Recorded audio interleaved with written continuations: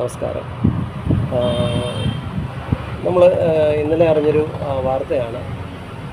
കോഴിക്കോട് വലിയങ്ങാടി എന്ന് പറഞ്ഞ മാർക്കറ്റിൽ ചുമട്ട് തൊഴിലാളികൾ അവരവരുടെ ലോഡ് ഇറക്കിയതിന് ശേഷം അവർ റെസ്റ്റ് ചെയ്യുകയായിരുന്നു. ഷെയ്ഡിന് താഴെ ഇരുന്ന് കോർപ്പറേഷൻ്റെ ഉടമസ്ഥയിലുള്ള കെട്ടിടത്തിൻ്റെ ഷെയ്ഡിന് താഴെ ഇരുന്ന് റെസ്റ്റ് ചെയ്യുകയായിരുന്നു. അപ്പോഴാണ് ഷെയ്ഡ് തകർന്നു വീഴുകയും 4 പേര് മരിക്കാനിടയായ ഒരു സംഭവം. അത് വളരെ ദാരുണമായൊരു അന്ത്യമായിരുന്നു.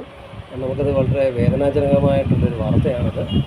അപ്പം ഇത് കോർപ്പറേഷൻ്റെ ഉടമസ്ഥയിലുള്ളൊരു കെട്ടിടമാണ്. കാലാകാലങ്ങളായിട്ട് പലരും ഭരിച്ചുകൊണ്ടിരിക്കുന്നൊരു കോർപ്പറേഷനായിരുന്നു.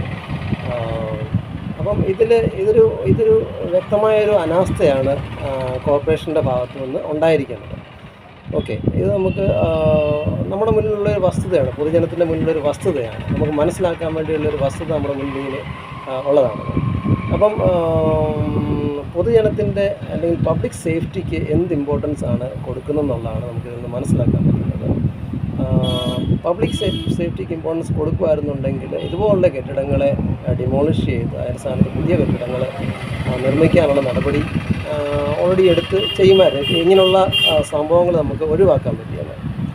ഓക്കെ, ഇതൊരു പ്രൈവറ്റ് ഉടമസ്ഥയിലുള്ള ഒരു വ്യക്തിയുടെ ആയിരുന്നു എന്നുണ്ടെങ്കിൽ ആ ആൾക്കെതിരെ കേസും നിയമ നടപടി ജയിലും ഒക്കെ ഓൾറെഡി ആയിക്കഴിഞ്ഞാണ്. ഓക്കെ, പ്രതിഷേധവും കാര്യങ്ങളും എല്ലാം നടന്നു കഴിഞ്ഞാണ്.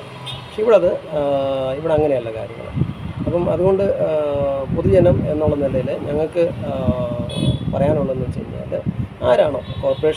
ആരാണോ ഇതിൻ്റെ അധികൃതർ അവർക്കെതിരെ കേസ് വേണം, അവർക്കെതിരെ നിയമ നടപടി വേണം, ജയിൽ വേണം, ഇതെല്ലാം തന്നെ വേണം. ആരെങ്കിലും ഒരാൾ ഇതിൻ്റെ റെസ്പോൺസിബിലിറ്റി ഏറ്റെടുക്കണം. അതുകൊണ്ട് കോടതിയോട് ഞങ്ങൾക്ക് അഭ്യർത്ഥിക്കാനുള്ളത്, കോടതി കേസെടുത്ത് അതിന് വേണ്ട നിയമ നടപടി സ്വീകരിക്കണം എന്നാണ് പബ്ലിക് ഒരു സിറ്റിസൺ എന്ന നിലയ്ക്ക് ഞങ്ങൾക്ക് അഭ്യർത്ഥിക്കാനുള്ളത്. Thank you.